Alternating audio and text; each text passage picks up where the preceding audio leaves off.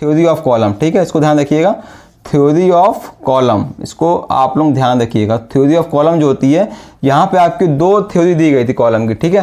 पहली थ्योरी आपकी दी गई थी यहाँ पे आइलर्स के द्वारा, पहली थ्योरी आपको दी गई थी आइलर्स के द्वारा, दूसरी आपकी थ्योरी दी गई थी रैंकाइन के द्वारा। इसको आपको ध्यान रखना है, पहली आपकी आइलर थी, दूसरी आपकी रैंकाइन थी।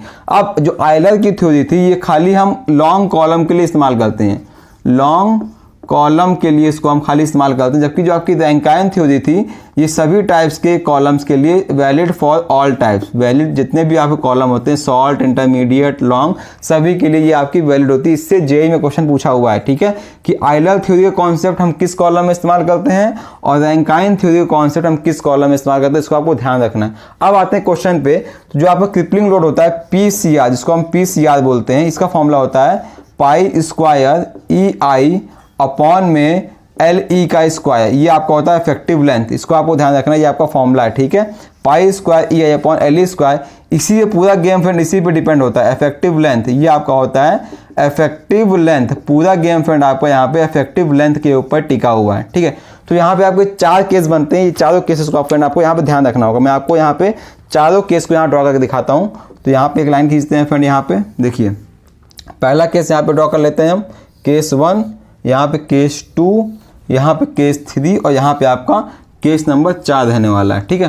तो केस 1 में यहाँ पे क्या होगा, देखिए यहाँ दिखाता हूँ। केस 1 आपका क्या है friend, both ends are hinge, both end जो इसके दोनों इंड है वो आपके यहाँ पे हिंज है, HINGED, दोनों इंड यहाँ पे हिंज रहने वाले हैं।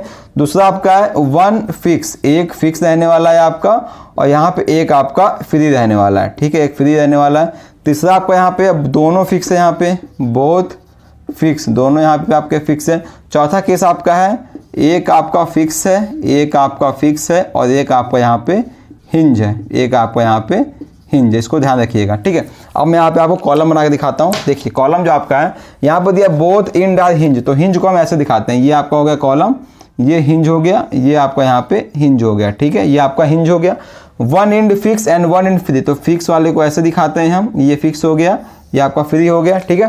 थर्ड आपका बोथ फिक्स, अगर फिक्स है तो इसको हम ऐसे दिखाते हैं, ये आपका दोनों फिक्स हो गया, ठीक है। चौथा केस आपका एक फिक्स है और एक आपका हिंज है, तो ये आपका हिंज हो गया, ये आपका फिक्स हो गया। और ये जो इसकी लेंथ होती है फ्रेंड, इसी को हम बोलते हैं LE, इफेक्टिव लेंथ, ठीक है।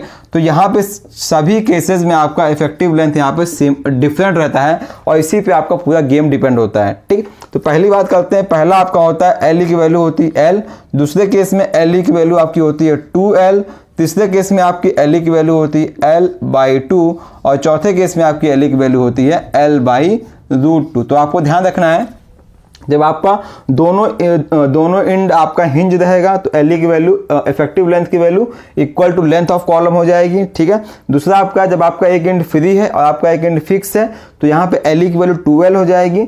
तीसरा केस है जब आपका दोनों इंड आपका फिक्स है तो यहाँ पे LE की वैल्यू L/2 हो जाएगी और यहाँ पे आपका एक हिंज है और एक फिक्स है, यहाँ पे LE की वैल्यू आपकी L/√2 हो जाएगी, ठीक है।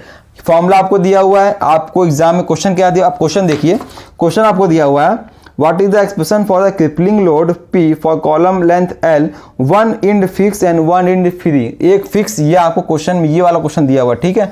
कुछ नहीं करना है, L इक्वल 2L है, यहाँ पे आपको 12 पुट कर देना है, तो देखिए क्या आएगा, पाई स्क्वायर EI अपॉन में L की वैल्यू 2L दिया हुआ है, 2L का होल स्क्वायर, यहाँ पे हो जाएगा पाई स्क्वायर EI अपॉन में 2 का स्क्वायर 4L स्क्वायर। क्वेश्चन का ऑप्शन नंबर थर्ड ऑप्शन देखिए, pi square EI upon 4L square. अब अगला क्वेश्चन क्या बनेगा, अगला क्वेश्चन इसके लिए पूछ लेगा, आपको L की वैल्यू ये पुट कर देनी है, इसके लिए पूछ लेगा आपको ये पुट कर देना है, इसके लिए पूछ लेगा तो आपको ये पुट कर देना है। तो आपको फ्रेंड यहाँ पे थ्योरी ऑफ कॉलम में आपको बस इन्हीं 4 केस को ध्यान रखना है। इन 4 केस अगर आपको ध्यान है तो आपसे थ्योरी ऑफ कॉलम में कोई भी क्वेश्चन आपसे गलत नहीं होगा। एग्जाम में भी क्वेश्चन आपको दे देगा, सभी कुछ वैल्यू आपको दे देगा। अगर आपको इफेक्टिव लेंथ याद है आप इजीली क्रिपलिंग लोड लगा देंगे। आपको E की वैल्यू दे देगा, I की वैल्यू दे देगा, LE की वैल्यू आपको L की वैल्यू दे देगा, आपको L से LE निकालना होगा, पीस यार आप इजीली वहां से निकाल लेंगे। तो आपको आई होप मैंने जितना भी थ्योरी ऑफ कॉलम में केस बन सकता था मैंने आपको सभी कुछ यहाँ पे एक्सप्लेन कर दिया है, ठीक।